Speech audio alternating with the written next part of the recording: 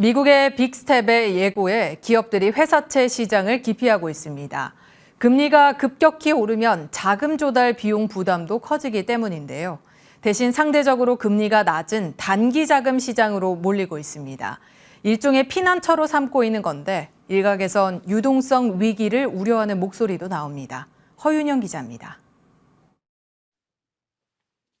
미국의 빅스텝이 가시화되자 회사채 시장이 급격히 얼어붙고 있습니다. 금리가 급격히 오르면 기업 입장에서 자금 조달에 드는 비용이 늘어나 회사채 발행을 기피하기 때문입니다. 대신 기업들은 상대적으로 회사채보다 금리가 낮은 단기 자금 시장, 특히 기업 어음을 통한 자금 조달을 늘리고 있습니다. 실제 금감원에 따르면 올해 1분기 회사채 발행 금액은 총 12조 9천억 원으로 지난해 같은 기간보다 약 14% 줄었습니다. 반면 같은 기간 CP 발행액은 총 51조 4,800억 원으로 지난해보다 38% 급증했습니다.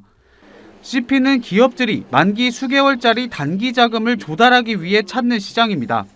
증권 신고서 등 복잡한 절차를 거치지 않아도 되고 회사채 시장 접근이 어려운 낮은 신용 등급들의 기업들도 많이 활용합니다. 문제는 단기 자금인 CP 시장으로 자금이 쏠리면 유동성 위기가 발생하기 쉬워진다는 점입니다. 자금 상환 시점이 중장기로 분산되지 못하고 일시에 몰릴 수 있기 때문입니다. 코로나19 직후 자금 조달이 어려워진 기업들이 대거 CP 시장을 찾으면서 금리가 급등해 유동성 위기가 불거진 바 있습니다. 발행 수요가 몰리니 CP 금리도 가파르게 오르고 있습니다. 어제 기준 CP 금리는 1.91%로 연초 이후 0.4%포인트 올랐습니다. 코로나19 직후 유동성 위기가 불거졌던 때만큼 금리가 오른 겁니다. 새 정부 체제 하에 금융당국 역시 단기 자금 시장을 중점 관리 대상으로 삼고 있습니다. 코로나 위기 초기에 나타났던 일부 금융회사의 유동성 위기가 금융시장 불안으로 전이되었던 사례가 반복되지 않도록 금융회사의 1차적인 리스크 관리 노력이 필요합니다.